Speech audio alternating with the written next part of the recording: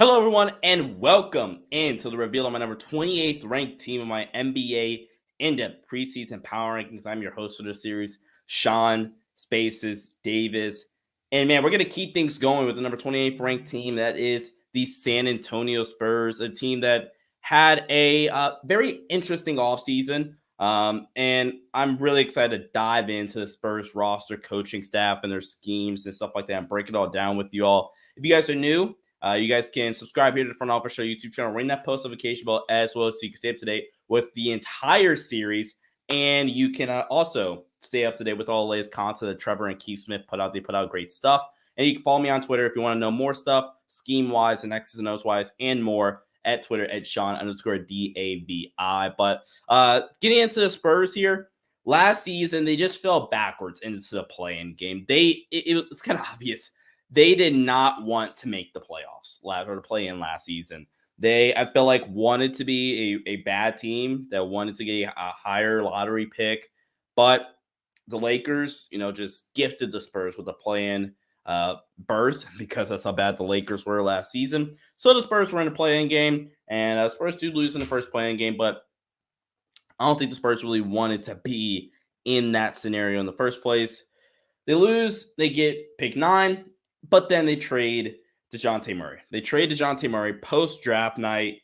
And I think that's a good way to talk about this offseason. The offseason for the San Antonio Spurs, which was a busy one in some regards. Let's talk about it. They wind up losing DeJounte Murray, their all-star point guard who had a breakout season last year. They really traded him in my eyes because, again, I feel like they knew.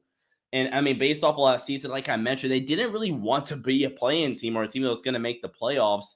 But the Lakers were so bad, and DeJounte Murray, it was good enough to be a ceiling raiser that the Spurs made the play-in game last year and suffered through their draft stock and the draft capital. Now they pick 9, whereas if they missed the play-in game, maybe that pick is a little bit better for the Spurs. So you get to pick one of the upper echelon guys and the top 5 or so. So I understand the thought process of trading DeJounte Murray, and you get 3 unprotected picks and 2 pick swaps, if I'm not mistaken, from the DeJounte Murray trade. So maybe it's 3 unprotected and 1 pick swap. But I love it. You lose the Lonnie Walker to 4th as well. It's fine. Lonnie Walker, not a good defender. A really athletic guard, though, that plays really, really well above the rim. An explosive athlete that is an okay shooter, but doesn't provide much defensively. Really started to fall out of the rotation at times last season. But you do also lose Chip England. Their assistant coach has been around for a really long time. I believe since 2005. One of the better shooting coaches in the NBA. Yes, I'm bringing him up because they do lose him. I think he could have really helped out with a guy like a Jeremy Sochan, who I will talk about in just a little bit. One of their key players that they were able to draft. But I do like what they did in the draft, but losing Chip, that is a big loss.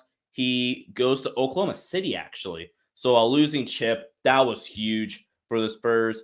Additions, in terms of free agency in the offseason, nothing much. Their bigger additions came through the draft. But they bring in Brett Brown. An assistant coach who's coached under Coach Popovich in the past. And part of this Greg Popovich tree coming back to San Antonio, trying to revitalize his coaching career. Did not go as planned in Philadelphia for Coach Brown, but we'll see what happens with that. Nothing much in terms of other additions, but your draft, I like the draft, especially now that you consider it as a rebuilding draft. The Jeremy Sochan pick, though, was more of a kind of a win now piece, in my opinion. In the sense of, I think day one he can plug and play as a really, really good defender and a potential 3-and-D piece, which is what I think a title contender could use. I'm not sure. I'm not sure the Spurs would have. I don't know. That pick, I'm not gonna lie, does trouble me a little bit, but it is a good pick. I like it, and I think Jeremy Sochan has potential. But I'll go more in depth with these picks when we get to the players and when we get to the roster breakdown. But let's start things off here like we always do by taking a deep look at the coaching and scheme here. Greg Popovich is still the head coach for now. He's still a really good head coach. He's still one of the better coaches in basketball. He's going to come in ranking 6 for me, ranking 6 for coaching and scheme, 7th overall offensively, 9th overall for defensive scheming and coaching. Offensively, running more of that 4-out, 1-in, driving kick motion. The Spurs' typical offense with some motion principles, your typical NBA wide motion actions with some wide stuff, 5-out wide. And when you're coming up in your middle break, they will also, that 4-out, 1-in with Jakob Poeltl, they did it with Zach Collins a little bit too last year. That will be converted to 5-out, which I think helps the flow of the offense a lot. So Pop is really, really good offensively, really creative 5-out offense when they do go 5-out. And Jakob Poeltl, I'll talk about him a little bit more. He does a great job as that popped out 5-out big. So that's Pop offensively. And then defensively, they do some really creative stuff. They had the 3rd best field goal percentage allowed at the rim last season per cleaning the glass. So this Spurs team defensively, they can get really creative as well under Coach Pop.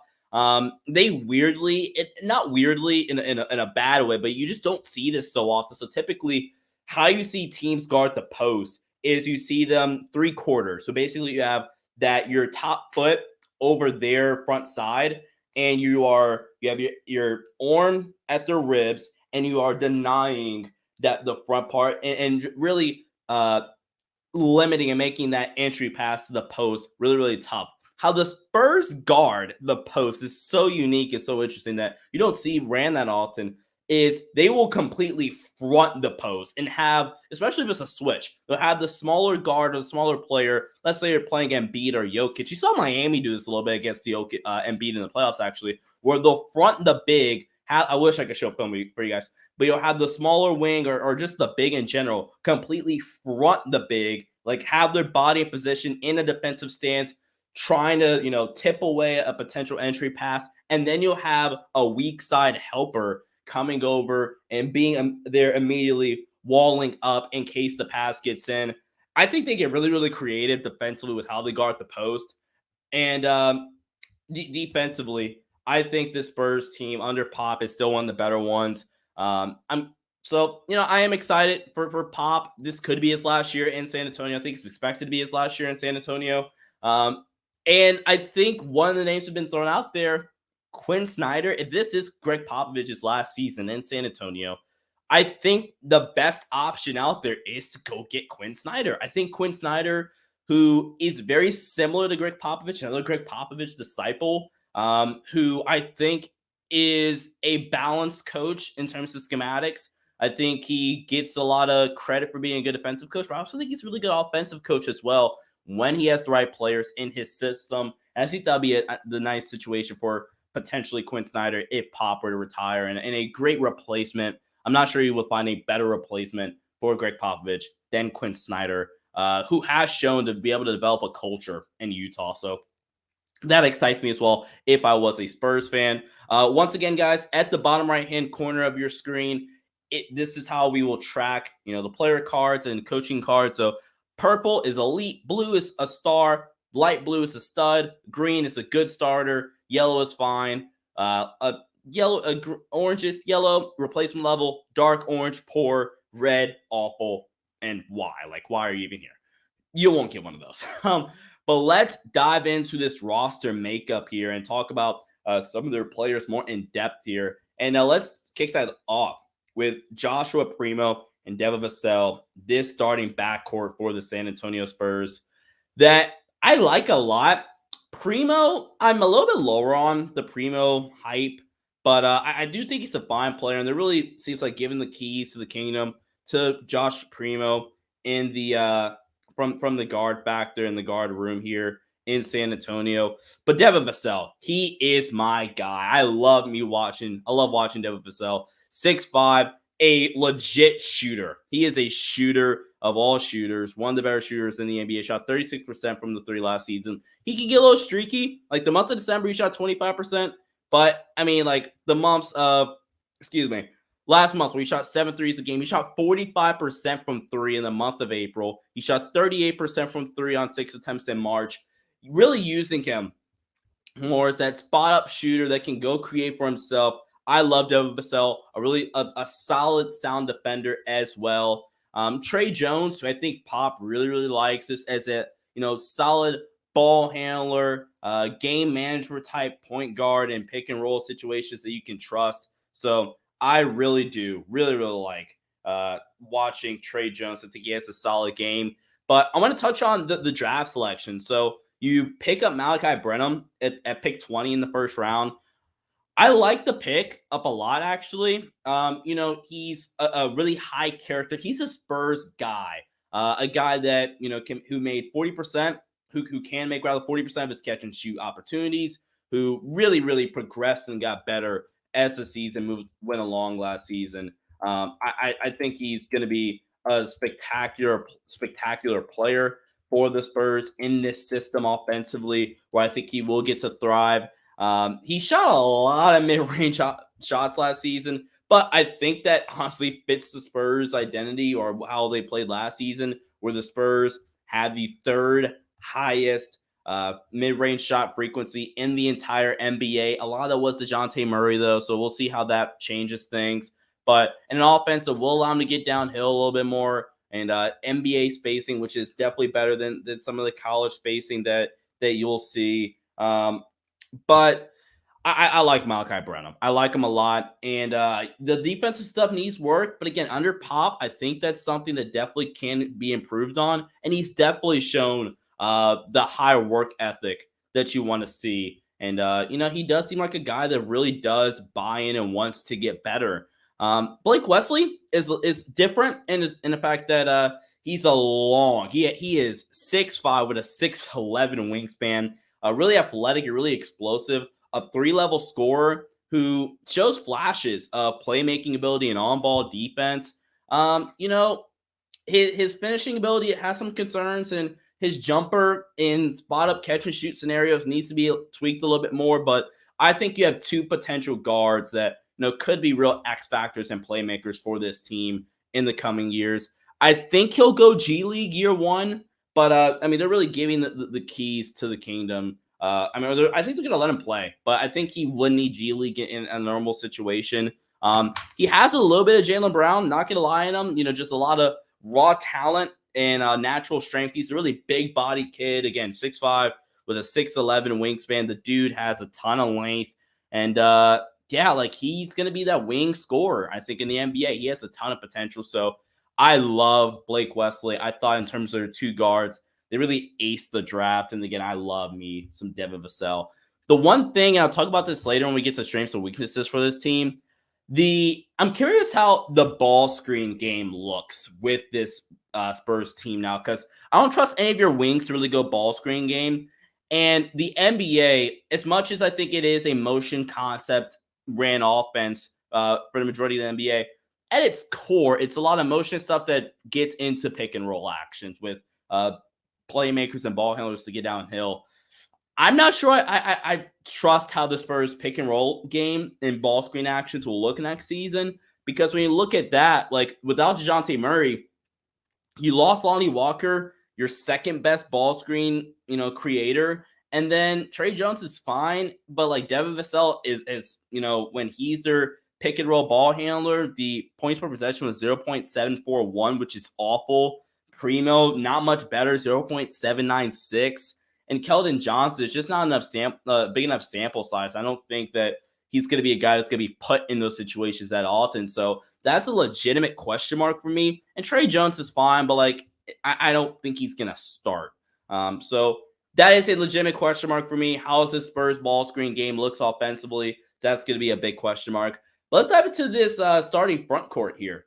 And Keldon Johnson, who they picked up on a very team-friendly contract, in my opinion. They paid him this offseason, a very team-friendly contract. But, man, oh, man, I love when you pop on the tape for Keldon Johnson. I think he became more of an efficient player down the stretch of last season. Way more efficient. He became more of a three-point shooter or finisher at the rim and really isolating and becoming that type of guy down the stretch of the season post the All-Star break, really, taking higher quality shots. Again, the best shots of basketball are either a layup and a three, but and that's what he became down the stretch. And again, you look at the contract the Spurs gave him, really team friendly, 4 years, $74 million, where it's front loaded. So it makes $20 million this year, around $19 million the following year, and then 17.5 the years after. So really, really team friendly. I'm not sure what his peak is, though. I think he is a potential, like at best, number 2 option on a championship team. I'm not sure he's ever going to be a number 1, but I do think he has some 3-and-D potential, with the potential to be a really good number 2 scoring option and provide a legitimate scoring punch to any team that is in title contention. Also, Keldon Johnson, an elite corner shooter. You're looking at a guy that's in the 94th percentile for corner threes. So I love Keldon Johnson, especially in this offense. Curious how his shots look next season with no DeJounte Murray. I think we're going to ask him to play make and be more of a creator and decision maker next season. So we'll see how he handles that next season. But I love Keldon Johnson. And then you look at Doug McDermott, just a veteran guy that can just shoot the lights out of the basketball. Just a really solid player on a hefty contract, or a contract that is fine for a team if you are a championship contender. But shoots 42% from 3, a veteran in the locker room who can pop off for 7 threes a night if he really wants to. He made 7 threes a couple of times last season. So a really good shooter, 6 threes a few times. He only hit the 7 mark once, I believe, actually. But a guy who's a really good shooter, not that much of a defender. But Jakob Poeltl, I think, is a quality starter in the NBA, who I think does get slept on a little bit. I think he is a really solid. He is a solid rim protector, who is just a traditional drop coverage big. Not sure how much I like him out on the perimeter, but I do like Jakob Poeltl a lot. I think he has some playmaking, some underrated playmaking ability as well. When they go with their 5-out stuff, a good rebounder. You average just under 14 points per game, around 9 rebounds and under 2 blocks per game last season. Now, again, I'm curious how much that production does drop off a little bit. Now there's no DeJounte Murray involved, but I do like Jakob Poeltl a lot. In terms of your depth from your forwards, Josh Richardson, a ton of fun. A really good 3-and-D wing who I just can't see the Spurs keeping around this season. I think you could get some decent stuff back if we were to trade Josh Richardson to a title contender, a guy that shot 41% from 3 last season, a good defender. Is he undersized? Sure, he's only 6'5", but I think a 3-and-D wing, that team could definitely use him. But I'm going to talk about Jeremy Sochan, who's a very polarizing player in some eyes. I like Jeremy Sochan. Don't get me wrong. But, you talk to some draft analysts and experts, and I think you guys, if you watch the draft live stream of myself, Trevor Lane, and Keith Smith, I was a little, again, puzzled with this draft selection.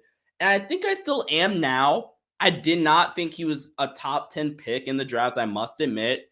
But, looking over my scouting report I did have a first-round grade on Jeremy Sochan. I actually thought he was a low-end lottery pick to a pick in the 20s. I thought anywhere around the end of the lottery to the late teens, early 20s would have been good value. I think personally you might have been able to grab him at pick 20 if you really want to maybe even trade up a little bit to go get him. I just don't think the value was there at number 9. But talking about Jeremy Sochan, you're looking at an elite defender who should be able to play day one because of his defensive presence, a really high IQ basketball player playing at Baylor, and a really underrated athlete as well. But he needs to get really consistent from 3-point range. That's his biggest flaw, is that the lack of consistency from long range is really, really concerning. But he's not only a good on-ball defender, he's a really, really smart player and a really good team defender. What I mean by a good team defender is that, he's not just a good – you see some guys are, good on-ball defenders, but, we ask them to go off-ball and be weak side help, or talk on the back line. They don't do a good job of that.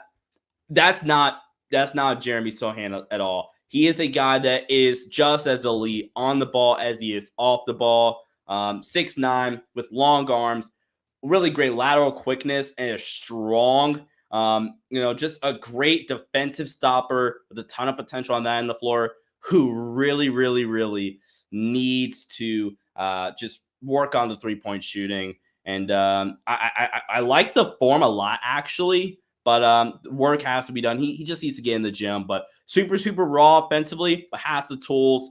But day one, very, very similar to how I saw Max Christie in some ways for my Laker fans out there. Should be able to contribute day one as a defender. Solid depth. I like Zach Collins a lot. Nothing much there overall for the team. Otherwise, in terms of depth, let's wrap things up. Strengths and weaknesses. Elite coaching. Absolutely. Popovich, I think coaching regardless for the next few years won't be a problem. Whether Pop leaves after this year, I think they will go the Quinn Snyder route. I think it makes the most sense because you want to kind of keep this Spurs culture intact and not have to go a different route. Maybe you hire in-house, but I think you want to go and keep the Spurs culture intact. Go get a Coach Pop disciple who knows how to build a culture, who's done it, and a guy like a Quinn Snyder, build up this young team. So I think coaching won't be a problem for a long time. Future draft capital that you acquired in the DeJounte Murray trade, and the fact that they are going to be bad this year, they will be in the Victor Wembanyama race. They're not like the Rockets, the Thunder, or some of these other bad teams that are in this tier of bad rebuilding teams. So not like those teams where like the Rockets, the Thunder, where those teams just need to continue rebuilding and get chemistry and get reps in. Those guys are set. I think they're just a year or two away trying to get their roster figured out. The Spurs are in the thick of things for Victor Wembanyama, there. But future draft capital, they're going to be bad this year, and they have some future Hawks picks and pick swaps. I think Keldon Johnson, Devin Vassell is legit strength, and I think those two are going to continue performing well and continue to break out and be up-and-coming young players in the NBA. Weaknesses, I think right now you don't have a legit number one scorer. Like I mentioned, Keldon Johnson, I'm not sure he's the number one. I think he'll be a high-end number two one day. So, that does concern me a little bit. The depth is kind of concerning, especially from the wings and the center spot. Like if there's an injury, yikes. The defense without DeJounte does concern me, though. One of the things we dive into some of the analytics and some of the film watching, this team is totally different from when DeJounte Murray was on the court, when he was off the court. They have some solid guys. Like Keldon's fine. I like Keldon defensively. I like Devin defensively. Jakob's fine as a drop big. But when DeJounte Murray on the floor, and Derek White even too, when he was there, this Spurs team is completely different defensively without those guys. So I'm curious to see how they look defensively without DeJounte. And the ball screen offense, I think it's going to take a hit with no DeJounte, unless Josh Primo can really take that step up that the Spurs hope that he can. But the over-under for the Spurs is 22.5 games. I think they'll hit that. With Coach Pop, they have guys I think if this is the roster for this entire season, I think this team can win 22.5 games with Coach Pop as head coach and Keldon Johnson and some of these guys taking steps forward in their progression. So I like the Spurs a lot. I think they're on the right track in terms of the rebound. I like where the team is headed. And thank you guys so much for tuning into this episode of my in-depth 2022 NBA Power Rankings. If you guys are new, please leave a like down below and comment what you think about this Spurs roster heading forward. We're on the road to number one, baby. Stay safe. I'll see you guys next time. Peace out.